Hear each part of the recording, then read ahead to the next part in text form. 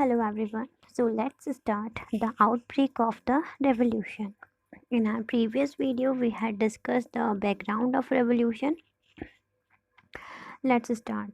The news that Louis XVI planned to impose the tax to be able to meet the expenses state generated anger and protest against the system of privileges. In France, the old tradition, the monarch did not have power to impose taxes according to his will alone. Rather, he had to call the meeting of the Estate General, which would then pass his proposal for new tax. The Estate General was a political body to which the three estates and their representative. On 5 May 1789, Louis XVI called together a assembly of the Estate General to pass proposal for new tax. Voting in the Estate General in past had been conducted according to the principle that each estate had one vote. This time too Louis XVI was determined to continue the same practice, but the member of the third estate demanded that voting now be conducted according to the assembly as a whole, where each member would have one vote. This one vote system was one of the democratic principles put forward by philosophers like Rousseau in his book The Social Contract. हम देखते हैं Louis 16 ने एक ये चीज़ सोच लिया था कि जो है टैक्स वो इम्पोज करने वाले थे, इम्पोज माने बढ़ाने वाले थे। तो इस चीज़ से जो थर्ड एस्टेट है वो कई सारे प्रोटेस्ट कर सकती है इन प्रिविलेजेस के सिस्टम के ख़िलाफ़।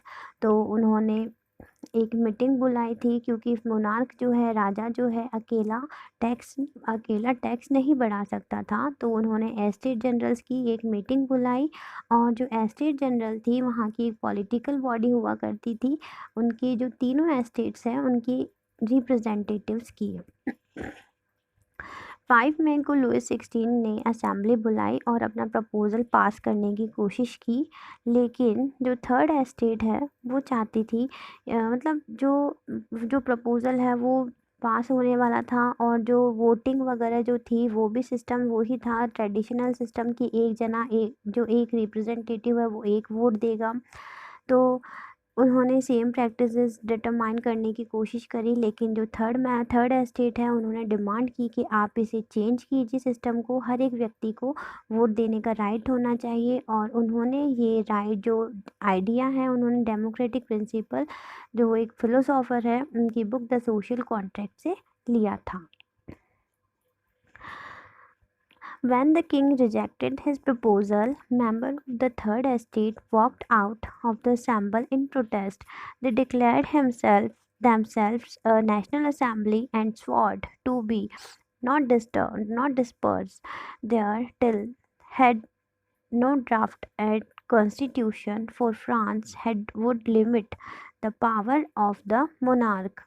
उन्होंने जो मतलब अपना प्रपोज़ल रखा तो किंग ने उसको रिजेक्ट कर दिया, तो वो यहाँ से गुस्सा होकर असेंबली से बाहर चले गए, और उन्होंने बाहर जाकर एक साथ इकट्ठे होकर कसम खाई कि अब हम लोग तब तक अलग नहीं होंगे जब तक हम एक फ्रांस के लिए कॉन्स्टिट्यूशन ना बना दे जो कि मोनार्क की पावर को कंट्रोल करेगा। लेकिन but after some time the king order to troop to move to Paris. On 14 July the agitated crowd stormed and destroyed the Bastille. Faced with the power of his revolting subjects, Louis XVI finally accorded recognition to the National Assembly and accepted the principle that his power would from now on be checked by our Constitution. लेकिन मतलब तो इन सब चीज़ों को ये सारी monarch ने चीज़ें देखी कि मोनार्क की पावर को कंट्रोल करना चाह रही है, नेशनल असेंबली बनाना चाह रहे हैं। तो 14 तो कुछ टाइम बाद में राजा ने पेरिस में अपनी एक ट्रूप यानी कि अपनी आर्मी को भेजा था। और तो इस चीज़ को देखकर जो 14 जुलाई के दिन जो एगिटेटेड क्राउड यानी गुस्से में आया हुआ क्राउड था वो जाकर बेस्टाइल के वहाँ गए, और उन्होंने जो वो जेल थी, बेस्टाइल नाम की जेल थी, उसे पूरा डिस्ट्रॉय यानी ख़त्म कर दिया, तोड़ फोड़ मचा दी पूरी। इन सब रिवॉल्टिंग सब्जेक्ट को फेस करते हुए लुइस 16 ने मान लिया कि चलो आप लोग नेशनल असेंबली को, मैं आपकी नेशनल असेंबली को रिकग्निशन देता हूँ और जो भी प्रिंसिपल्स होंगे उनके अकॉर्डिंग मैं अपनी पावर्स को कंट्रोल करूँगा और उन्हें फॉलो करूँगा। On the night of 4th August 1789 assembly pass a decree abolishing the feudal system of the obligation and taxes. Members of the clergy too were forced to give up the privileges confiscated. Tithes were abolished and land owned by church was confiscated. As a result, the government acquired assets worth at least 2 billion livres. तो 4 अगस्त 1789 को assembly ने ये feudal system को रोकने का एक नियम पास किया और जो क्लर्जी थे उनको भी बोला गया कि आप आपके जो प्रिविलेजेस हैं उनको गिव अप छोड़ दो और जो तीथिस वाला सिस्टम है उसे भी ख़त्म करो। तो इससे गवर्नमेंट को एटलीस्ट 2 बिलियन लिवरेज का फ़ायदा हुआ था। और जो फ्रांस है फिर कॉन्स्टिट्यूशनल मोनार्की, जो the France became a constitutional monarchy. The National Assembly completed the draft of the Constitution in 1791. Its main object was to limit the power of monarch. The power was now separated and assigned by different institutions. The first legislature, the second executive, and the third is judiciary. This made the France constitutional monarchy. France become a constitutional, मतलब वो जो भी है वह monarchy, वहाँ पर जो चलेगा सब कुछ किसका चलेगा, कॉन्स्टिट्यूशन की बात मानी जाएगी। और ये कॉन्स्टिट्यूशन जो है 1791 में बनकर पूरा हो गया था। जो इसका मेन ऑब्जेक्ट था, जो राजा है उसकी पावर्स को लिमिट करना और जो पावर्स है उनको सेपरेट अलग अलग बांट देना। जैसे कि उसके अलग अलग इंस्टीट्यूशन बना दिए गए, लेजिस्लेचर है, द एग्जीक्यूटिव है एंड द जुडिशियरी है। जो लेजिस्लेटर होता है, लेजिस्लेचर जो ऑर्गन होता है, its work is to make some laws and the executive department has its own work to execute and to implement the laws made by the legislative or the legislature organ. And the judiciary is to give the justice to those people who had we can't who had can't and do anything for themselves. So the judiciary system had the power to give some justice to people. This made the France a constitutional monarchy.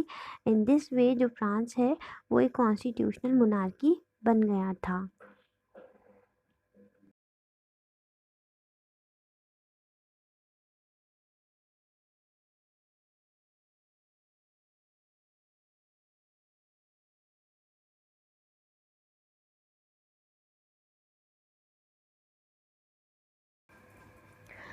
The Constitution of 1791 vested the power to make law in National Assembly, which was indirectly elected.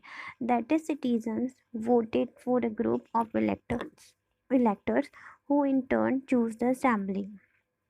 Not all citizens, however, had the right to vote. Only men above 25 years of age who paid taxes equal to at least 3 days for a laborer's wage were given the status of active citizens. That is, they were entitled to vote. The remaining men and women, all women, were classed as passive citizen. To qualify as an elector and then a member of the assembly, a man had to belong to the highest bracket of the taxpayer. यहाँ हम देखते हैं कि constitution जो है वो 1791 में completely बन जाता है और यहाँ पर जो मतलब इनके जो नेशनल असेंबली के जो मेंबर्स वगैरह होंगे वो इनडायरेक्टली इलेक्टेड होंगे। और जो सिटीजन्स हैं उनको 2 ग्रुप्स में बांट दिया गया था, एक तो था एक्टिव सिटीज़न और एक था पैसिव सिटीजन्स। एक्टिव सिटीजन्स जो है वो लोग मतलब उन लोगों को वोट देने का राइट था जो 25 ईयर से अबव मैन थे, जो कि लेबरर्स की जो सैलरी हुआ करती थी 3 डेज से, उसकी जो मतलब वो टैक्स पे करते थे उनका 3 डेज़ के बराबर की सैलरी का।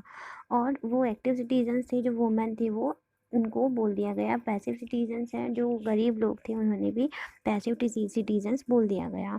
और जो अगर इलेक्टर उनको बनना था, मेंबर ऑफ असेंबली बनना था, तो उनको उनके लिए ये शर्त रखी गई थी कि वो हाईएस्ट टैक्स पेयर होने चाहिए। The Constitution began the Declaration of Rights of the Man and of and citizens. The Constitution begin with the Declaration of Right and the Man and Citizen। जैसे हमारे इंडिया का preamble start होता है we the people of India, तो उसी तरह से जो फ्रांस का कॉन्स्टिट्यूशन है वो declaration of rights of man and citizen से स्टार्ट होता है। अब यहाँ जिन राइट्स की बात की गई है वो राइट्स है right to live, freedom of speech, freedom of opinion, equality before law were established as natural and enable rights. तो इन सब चीज़ ये जो राइट्स थे, right to life, freedom of speech, बोलने की आज़ादी होनी चाहिए, फ्रीडम ऑफ ओपिनियन, अपनी ओपिनियन अपना मत रखने की आज़ादी होनी चाहिए, जो इक्वालिटी बिफोर लॉ, कोई नियम नहीं लगे तो उससे पहले सभी को इक्वली देखना चाहिए। तो इन सब की उन्हें राइट्स दिए गए थे। It was the duty of the state to protect each citizen's natural right। और ये उस जो वहाँ की ड्यूटी थी कि हर एक पर्सन की नेचुरल राइट्स को प्रोटेक्ट करना है। अब कुछ एक सिंबल्स दिए गए थे कि जो कई सारे लोग थे वो पढ़े लिखे नहीं थे, तो उनके लिए कुछ सिंबल्स बनाए गए थे। तो वो पॉलिटिकल सिंबल्स हम पढ़ लेते हैं। जैसे फर्स्ट जो आप देख रहे हैं द ब्रोकन चेन है। Broken chain was used to fetter slaves। A broken chain stand for the becoming free। तो यहाँ हम देखते हैं कि जो ये चेन है वो बता रही है आपको कि ये चेन्स है तोड़ दी गई है, इन जंजीरों को तोड़ दिया गया है। उन जो फ्लैटर स्लेव्स यानी कि जो इतने समय से दास बने हुए थे, उन जंजीरों में जकड़े हुए थे, उन्हें तोड़ दिया गया है। तो ये उसकी आज़ादी को बता रही है। The bundle of rods at faces.